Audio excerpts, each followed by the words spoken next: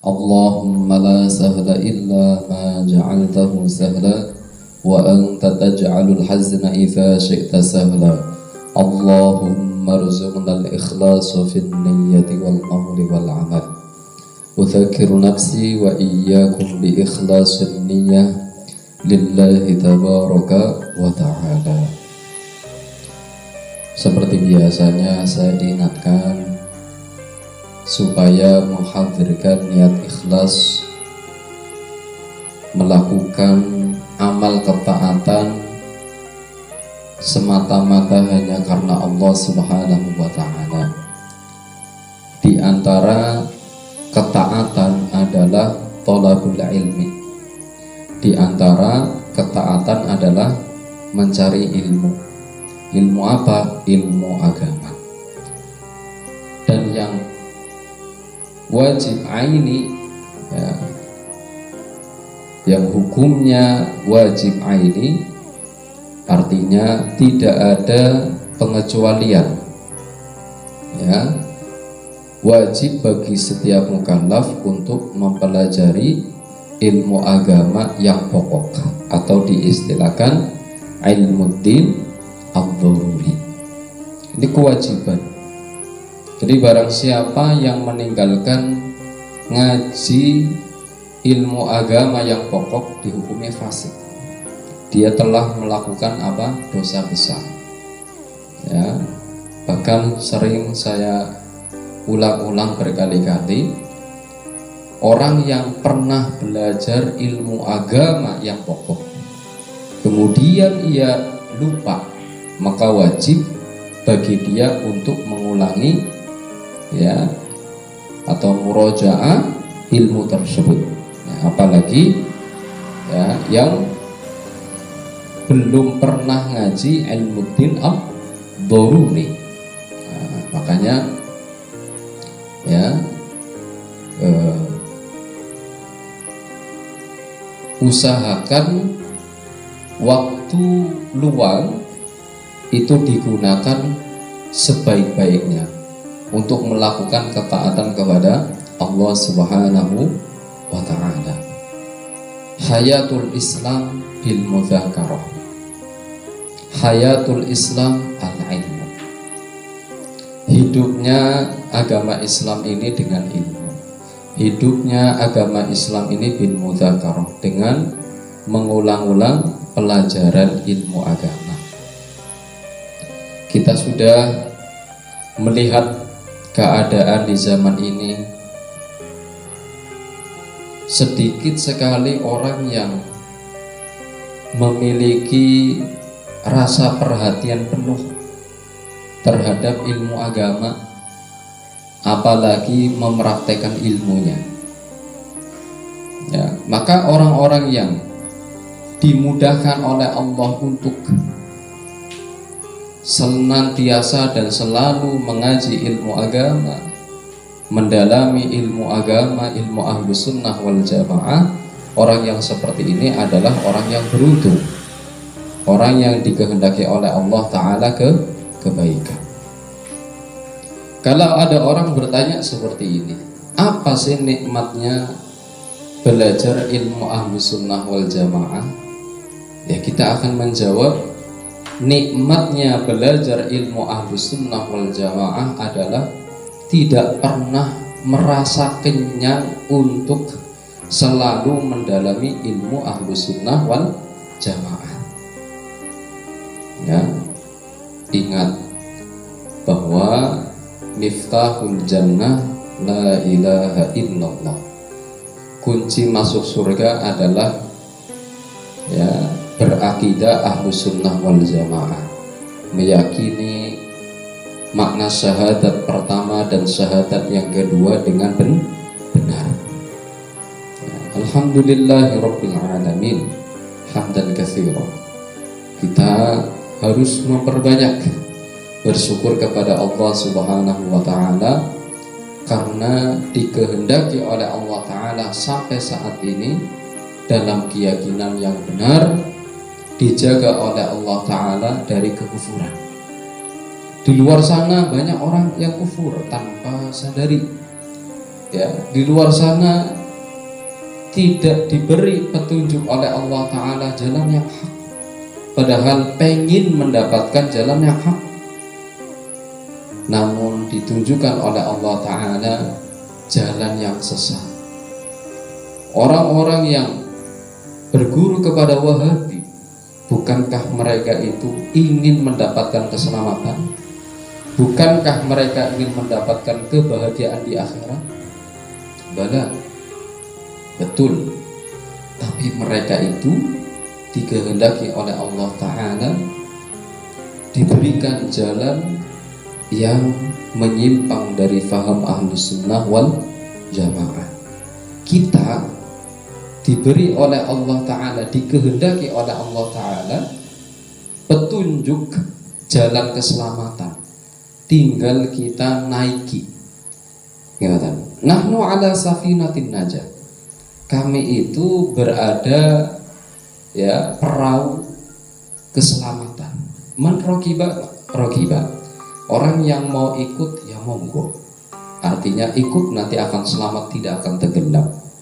Wa man lam yarkab fanahnu madhun, namun orang tersebut jika tidak ingin ikut, ya bagaimana? Pasti dia akan tenggelam, ya, akan binasa. Maka renungilah nasihatnya salah satu seorang tabi'in, Fudail bin Iyad. Beliau mengatakan, usluku maslakas shalihin wa in qadru. Usluku maslakas shalihin wa in qadru. Ya. Titilah jalannya orang-orang salih meskipun sedikit. Jadi tolak ukur benar dan salah bukan, ya, banyaknya jamaah, banyaknya santri, tidak seperti itu. Ya, kalau jamaahnya banyak berarti pemahamannya benar, tidak. Kalau yang jamaahnya sedikit berarti pemahamannya salah, tidak. Kalau yang punya santri banyak, jaminan alim, jaminan pemahamannya benar, tidak. Ya, tolak ukurnya adalah muwafiq lis syari'ati amla, sesuai dengan syariat apakah tidak. Tolak ukurnya adalah ilmu.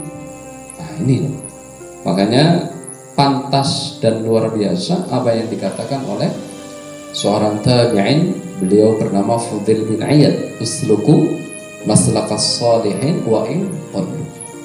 Titilah jalannya orang-orang saleh meskipun mereka sedikit.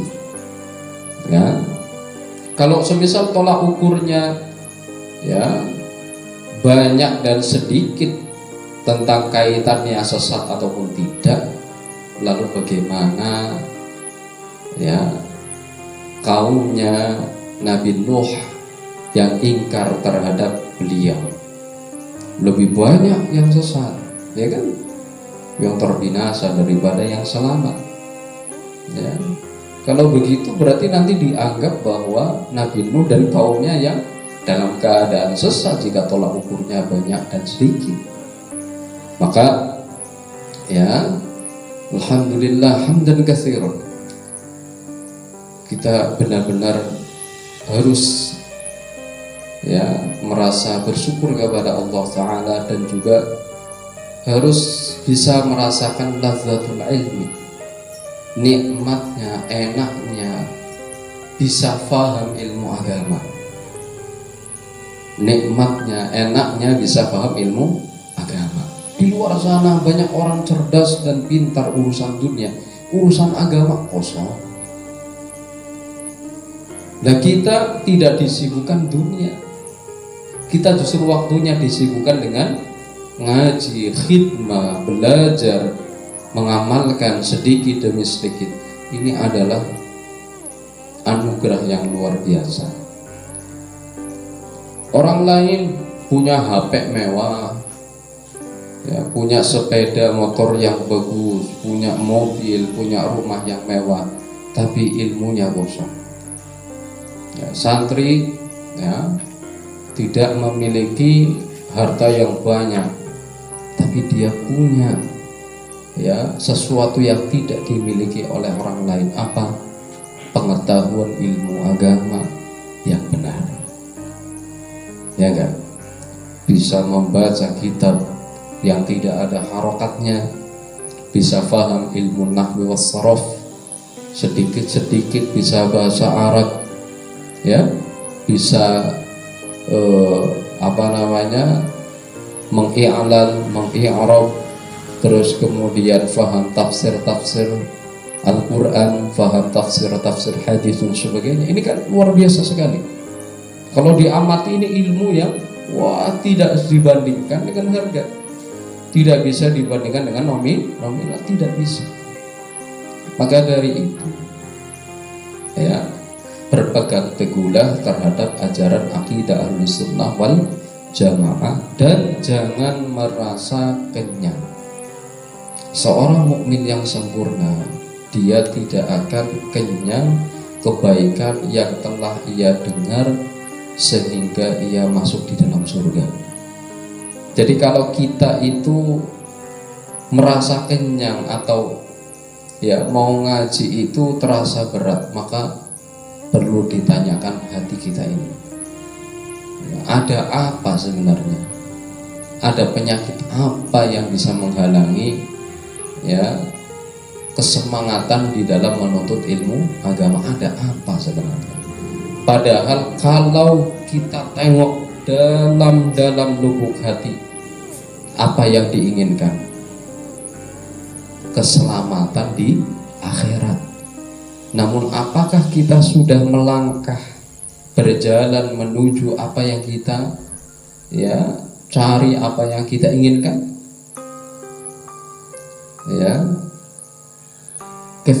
Banyak sekali orang yang ingin masuk surga, namun dia tidak melangkah jalan yang menuju ke surga.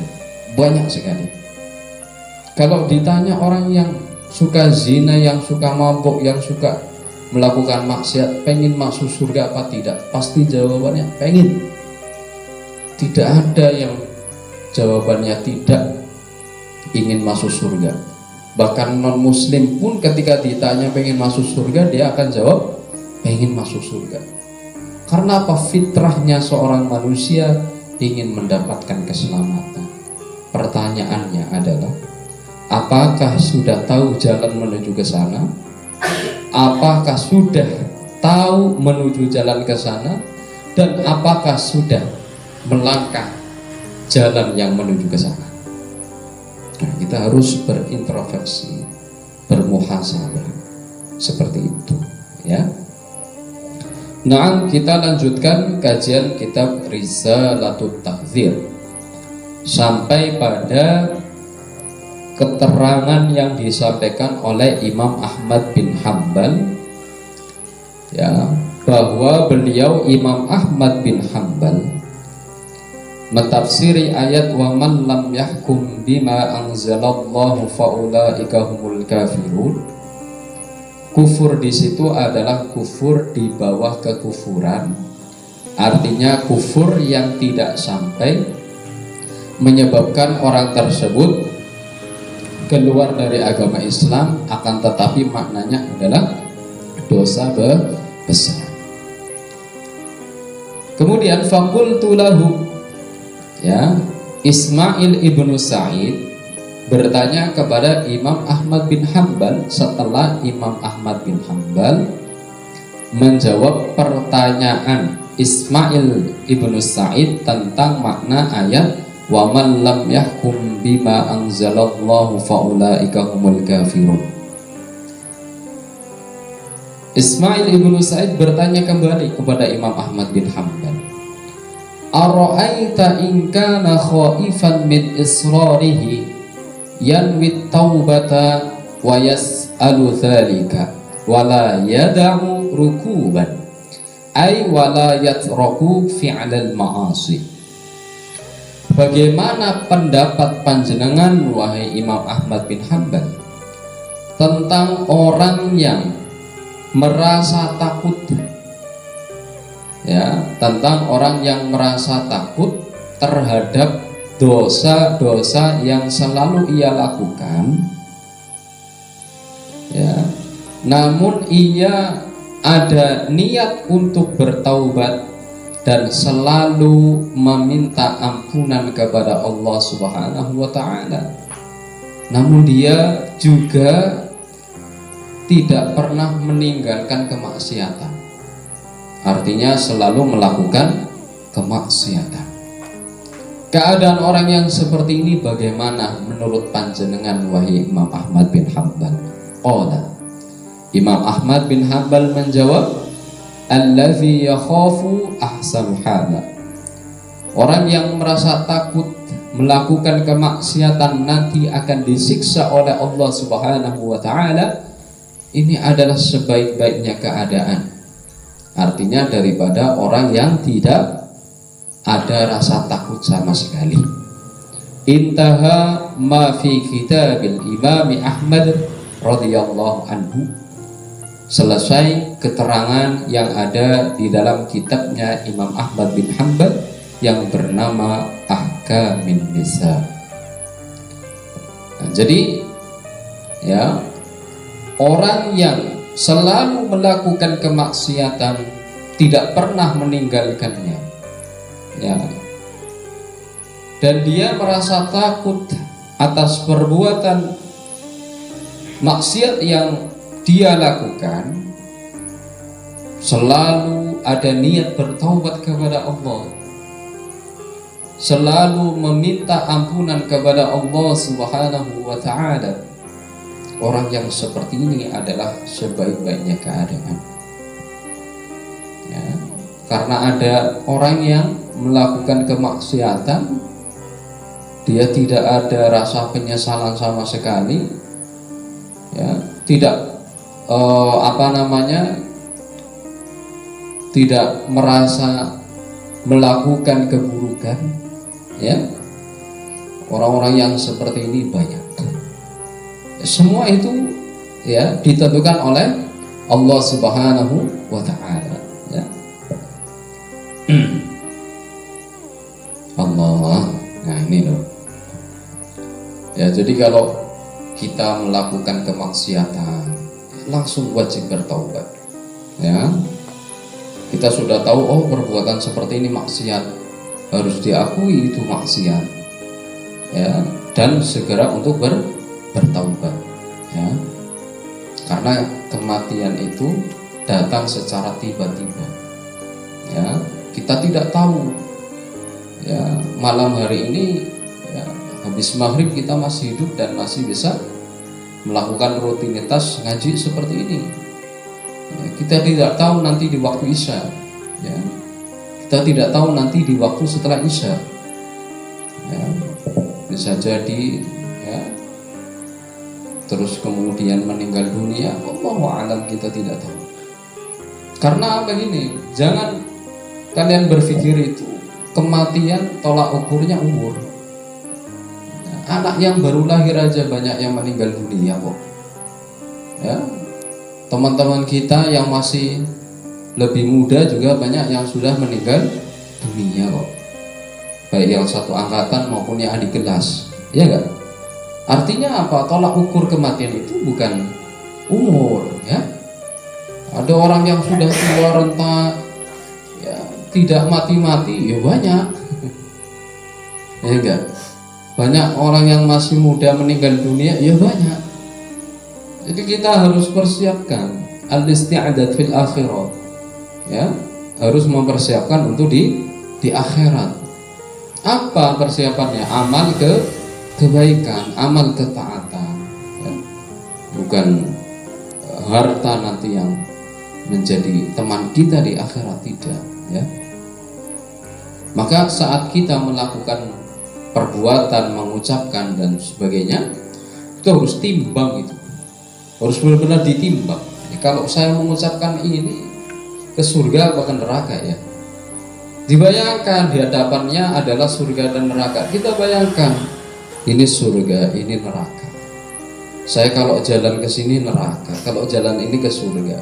Langkah yang menuju ke surga, jangan yang ke neraka, itu, ya. Jangan terus kemudian jalan ke neraka ya terasa nikmat, terasa enak lah bahasanya, bukan nikmat ya, terasa enak ya, tapi hanya sementara dan hakikatnya tidak enak ya. Nah, kayak gitu ya.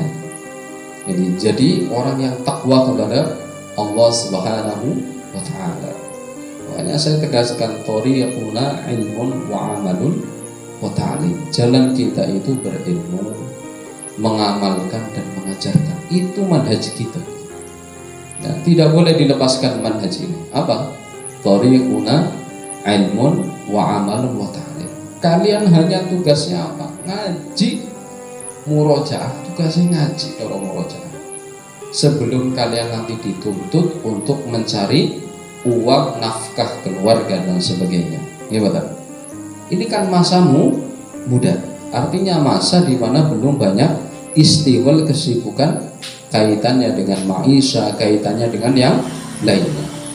Maka gunakan sebaik-baiknya menghafal, murojaah, ya, mengaji dan sebagainya. Itu tugas kalian cuma itu saja. Nah, adapun yang lain ya, sifatnya untuk membantu. Kadang ya pemahaman lama, hafalan lama, barokah akan muncul, pintu akan muncul ketika berkhidmah. Nah, makanya selalu saya sampaikan kepada teman-teman santri, al-khidmah lil muslim al-miftah ya. Jadi futuhul ilmi ya, sebabnya diantaranya khidmah kepada orang muslim. Di antara sebab supaya ilmu kita terbuka, seakan-akan ilmu itu banyak sekali yang masuk kepada kita. Khidmah kepada orang-orang muslim ya. Khidmah orang muslim apa saja? Mengajarkan ilmu agama termasuk khidmah kepada orang muslim ya, ini termasuk khidmah. Makanya kalian ketika membantu saya ya, tamzif dan sebagainya, satu, niat untuk khidmah lil muslim, karena itu akan bisa menjadi jalan ya terbukanya ilmu. Ini pertama. Yang kedua, diniatkan untuk membersihkan hati. Kalau hatinya masih ada rasa penyesalan, dengki, kemudian penyakit-penyakit hati yang lainnya, ini kan perlu dilatih. Gimana? Perlu dilatih. Kalau tidak dilatih, kapan lagi kalian akan memiliki hati yang bersih? Ya, harus mulai dilatih, mulai dari sekarang. Tata hatinya, nyung niat beneran. Ya, niat ingsun karena Gusti Allah, tidak karena yang lainnya. Ya, makanya dengan niat ikhlas, amal ketaatan pun menjadi ringan untuk dilakukan. Beda kalau yang nggak ikhlas, ya, akan terasa berat, bukan ringan. Ya, ini untuk motivasi kepada kalian semua. Ya, saya itu termasuk salah satu murid ya yang paling dicintai oleh guru-guru. Ya. Kenapa? Karena saya tidak pernah menolak apa yang diinginkan oleh guru, tidak pernah, selama tidak berlawanan dengan syariat.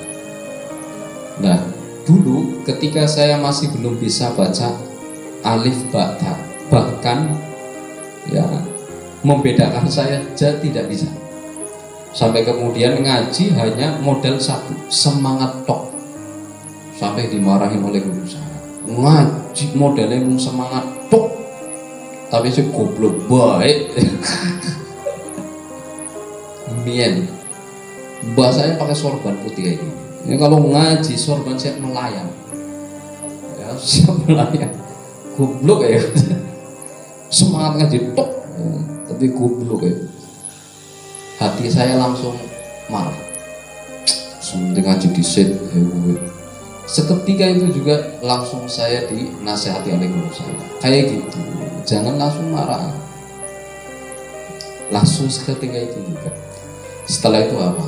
Akhirnya saya disuruh-suruh untuk di sawah. Jadi setiap hari, setiap pagi di sawah. Kalau malam mejetin guru saya. Ya, bukan maknanya kalian suruh mejetin saya terus atau suruh mejetin enggak. Ini hikmahnya. Nah, sebelumnya saya menghafal Alfiyah dari jam 12 sampai pagi, satu nazom saja nggak pernah hafal.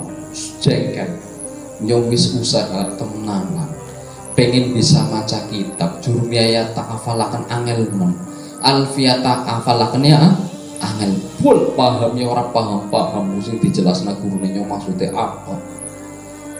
Nah, tidak lama ya, alhamdulillah seperti terbuka. Jadi ilmu itu masuk kayak apa ya, ibarat tidak ada virusnya. Paham? Langsung cepet banget, dep. Dan menghafal juga rasa cepat sekali. Ya, ini barokahnya apa? Khidmah kepada seorang guru dengan niat ikhlas dan niat membersihkan hati. Makanya Indra saya suruh, kalau takdir diniatkan apa Indra? Iya, bersihkan penyakit hati. Ayo gue paham? Kita lagi tak latih sama dia. Emen hatinya bersih disik. Cara nang Jawahirul Maknun, nang ilmu balaghah. Ilmu itu tidak akan masuk di hati orang yang masih kotor. Paham? Berarti tak main ilmu sing akeh nemen, hatinya masih kotor, itu nanti susah. Paham? Maka sing tak latih apa disit? Paling banyak hati dulu. Nah, paham? Supaya kalian hatinya bersih, tidak ada rasa benci, tidak ada rasa dengki, tidak ada rasa merasa terzolimi, plong, hati benar-benar resik, supaya nanti ilmu akan mudah masuk dan diserap oleh kalian. Tapi kalau hatinya masih kotor, itu nanti akan susah masuknya ilmu. Ya, paham? Makanya ya, orang yang merasa dirinya takut terhadap maksiat yang lakukan dan senantiasa ingin bertaubat serta selalu meminta ampunan kepada Allah Subhanahu wa taala walaupun masih melakukan kemaksiatan, orang yang seperti ini ahsanu hala, masih orang yang dikatakan orang yang terbaik keadaannya daripada orang yang tidak ada rasa penyesalan, tidak ada rasa takut itu terhadap maksiat. Paham? Nah, seperti itu. Nanti habis Isya kita ngaji Al-Quran, setelah itu nanti kita akan masak ya, sekarang lebih banyak masak ya, supaya prihatin ya. Nanti kalau di rumah ya kan, jangan beli ya masak supaya bisa masak. Jadi di pondok pesantren bukan hanya dilatih ngaji, tapi mengamalkan ilmu dan juga dilatih bagaimana bersosial, dilatih juga bagaimana kita hidup bersama-sama, dan banyak pelajaran-pelajaran yang lainnya yang bisa kita petik ya, seperti itu. Wallahu a'lam bissawab. Muhallil wa nusalli 'alan nabi. La ilaha illallah. Allahumma salli 'ala sayyidina Muhammad wa 'ala alihi wa sahbihi wa sallim. Rabbi ighfirli wa lil mu'minina wal mu'minat walhamdulillahi rabbil alamin.